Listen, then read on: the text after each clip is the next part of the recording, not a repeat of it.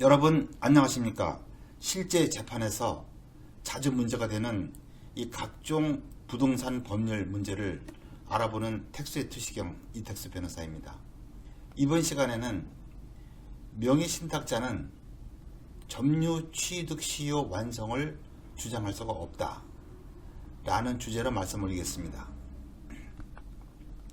이번 시간에는 점유 취득 시효와 명의신탁 이 동시에 관련돼서 명의신탁자가 다소 황당한 일을 당한 실제 사건을 토대로 여러분은 당하지 말라는 취지에서 마련했습니다.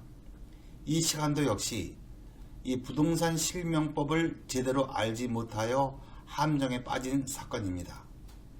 명의신탁을 억지로 금지하고 거기에 거래 안전을 위하여 제3자를 보호하다 보니까 함정이 생기게 되는 것입니다. 사건의 사실관계는 이렇습니다.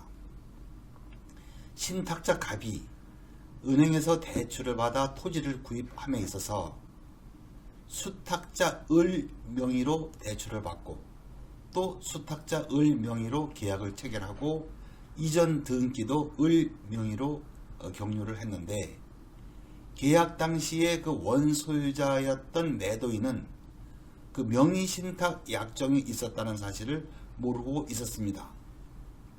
그 후에 신탁자 갑은 을 명의의 그 대출금 채무를 모두 변제한 후 20년 이상 자신의 소유로 알고 점유하고 있었는데 수탁자 을의 채권자들이 그 토지의 채권 행사를 개시했고 그러자 신탁자 갑이 1차로 즉 주의적으로는 그 수탁자 명의의 이전 등기는 명의신탁 등기에 이어서 무효이니 이를 말소하라 하고 청구를 하고 2차로 즉 예비적으로는 점유 취득 시효 완성을 원인으로 한 이전 등기를 청구하는 소송을 제기했습니다.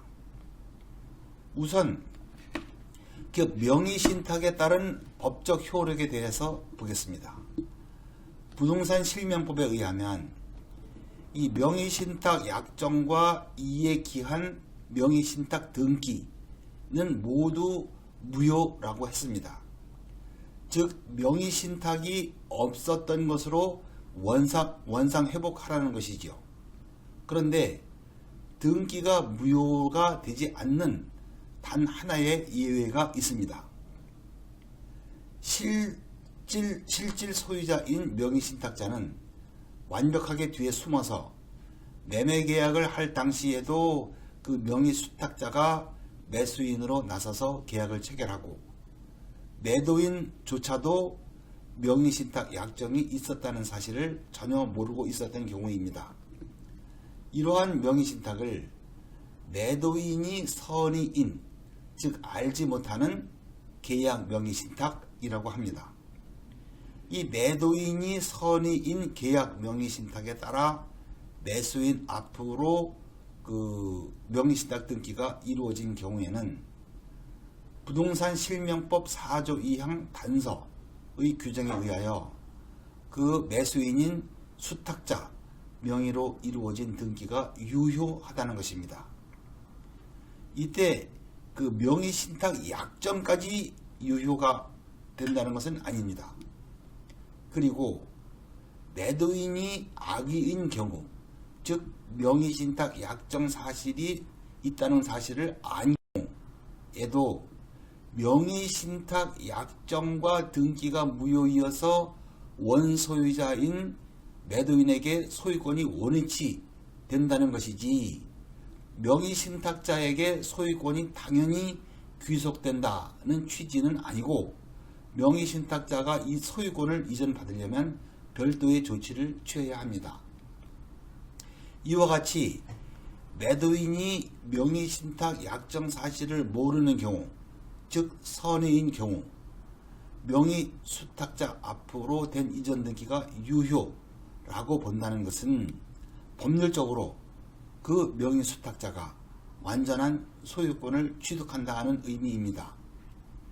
이렇게 되면 돈 한 푼 안 내고 소유자가 된 그 명의수탁자는 부당하게 이득을 취한 것이 됩니다.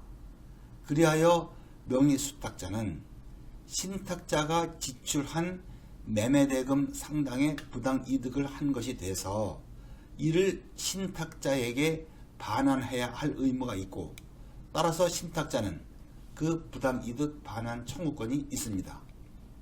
이때 그 신탁자의 그 부당이득 반환 청구권은 10년이 경과하면 시효로 소멸하고, 그 개시 시기는 수탁자 명의로 등기를 한 날의 다음 날부터 10년입니다. 그리고 그 신탁자의 부당이득 반환 청구권은 신탁자가 해당 부동산을 점유하고 있더라도 시효가 완성된다는 것입니다. 이상은 제가 여러 번 강조한 내용들인데 좀 어렵습니다. 그렇다면 신탁자 갑은 자신이 매매대금을 지출했지만 해당 토지를 찾아오기는 틀렸고, 그렇다고 매매 당시 지출한 그 매매대금을 수탁자 을에게 청구하는 길도 없어졌습니다. 유일한 길은 신탁자 갑이 20년 이상 점유하였으니 점유취득시효 완성을 원인으로 하여 소유권 이전 등기를 청구하는 길 외에는 없습니다. 이때 신탁자 갑의 생각은 당연히 자신의 돈으로 매수하여 점유하고 있으니 소유의 의사로 점유하여 왔다고 확신할 수밖에 없었고, 소재기 당시에는 다른 것은 다 패소하더라도 점유취득시효로 해당 토지를 찾아오는 것은 틀림이 없을 것이다 라고 믿고 있었습니다. 이 고등법원에서도 이 신탁자 갑의 희망대로 점유취득시효 주장이 받아들여져서 승소했습니다. 그러나 대법원이 이를 뒤집었습니다.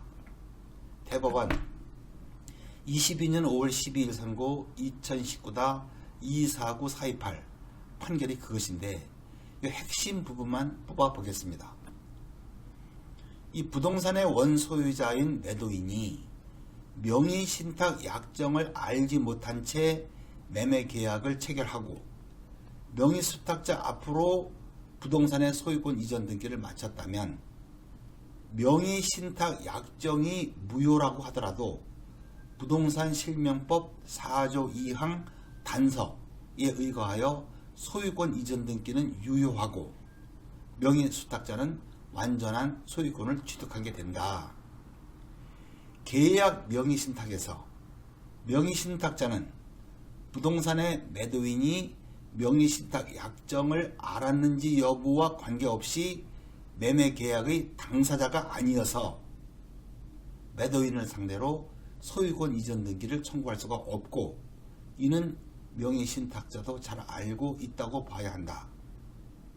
명의신탁자가 명의신탁 약정에 따라 부동산을 점유한다면 명의신탁자에게 점유할 다른 권한이 인정되는 등의 특별한 사정이 없는 한 명의신탁자는 소유권 취득의 원인이 되는 법률 요건이 없이 그와 같은 사실을 잘 알면서 타인의 부동산을 점유한 것이다. 이러한 명의신탁자는 타인의 소유권을 배척하고 점유할 의사를 가지지 않았다고 할 것이므로 소유의 의사로 점유한다는 추정은 깨어진다 라고 해서 취득시효 주장을 배척했습니다. 쉽게 말하자면 취득시효가 인정이 되려면 매매나 증여 등등 소유권 취득의 권한이 있어야 소유의 의사로 점유하였다고 인정받을 수가 있는데, 신탁자 갑은 매도인과의 관계에서 매매 당사자도 아니어서 매매 행위가 없고, 그리하여 소유권 취득의 권한이 없어서 비록 점유했다고 하더라도 자주 점유라고 인정할 수가 없기 때문에 신탁자 갑의 취득시효 주장을 인정할 수 없다는 취지입니다. 결국 신탁자 갑은 소유권도 잃고 매매 대금도 잃고 취득시효도 인정되지 않아서 고스란히 손해만 보는 황당한 일을 당하고 만 것입니다. 그러나 이러한 이론은 변호사조차도 이 방면에 익숙하지 않으면 모를 정도이니까 일반인이 이를 제대로 알고 사전에 대처할 사람은 거의 없을 거라고 봅니다. 이게 문제입니다. 일반 국민들에게 부동산 실명법에 관한 교육을 할 수도 없는 노릇입니다. 여러분이 타인 명의로 등기를 하는 그 명의신탁을 하는 일이 계속되는 한 앞으로도 이러한 함정에 빠지는 일이 수없이 생길 것이 예상이 됩니다. 끝까지 시청해 주셔서 감사드립니다.